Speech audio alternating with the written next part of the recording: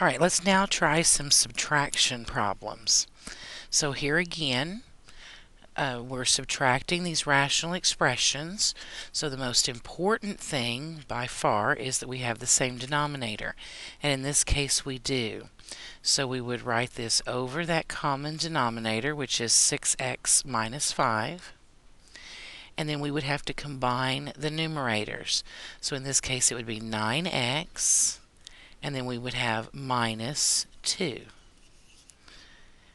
Now, so here's our answer, but we need to see if there's any way we can simplify it. So we need to make sure everything is completely factored. 9x minus 2 will not factor down anymore, and 6x minus 5 will not factor down anymore. So our final answer is this rational expression.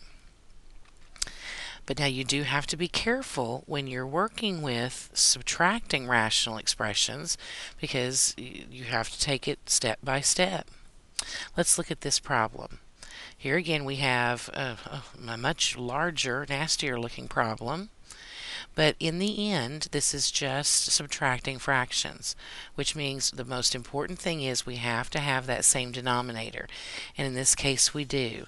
So I'm going to write this all over x squared x squared minus 3x minus 28.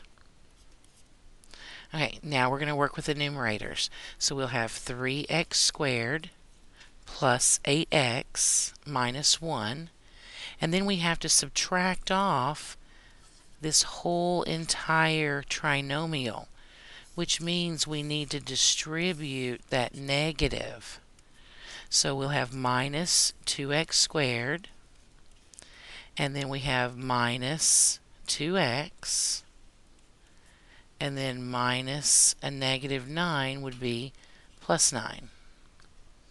Now we can start simplifying. So here's my next step over here. I'm going to write this all over the common denominator, which is x squared minus 3x minus 28.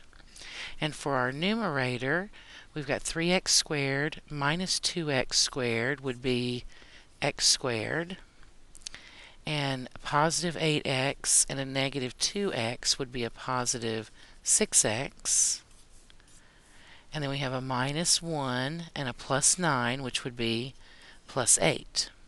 So our answer is here, but it may not be the best answer again. We really do need to see if we can simplify this any. So let's factor that numerator first.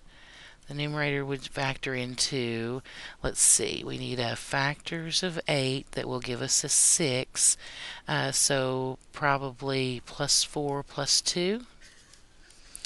Oh, 2. I said 2 and wrote 4. How about that? So a positive 2 and a positive 4 multiply together to get 8, and they add together to get 6. Okay, now the denominator. So let's go ahead and put in our parentheses, and we'll try to think of two things that multiply together to get negative 28, but somehow we'll add or subtract to give us a 3. And I'll bet that's going to be 7 and 4. That will work if our 7 is negative and our 4 is positive. Now at this point we can cancel out common factors top and bottom. So because x plus 4 over x plus 4 is really a 1. So our final answer here is, on top we have x plus 2, and on bottom we have x minus 7. There's our final answer.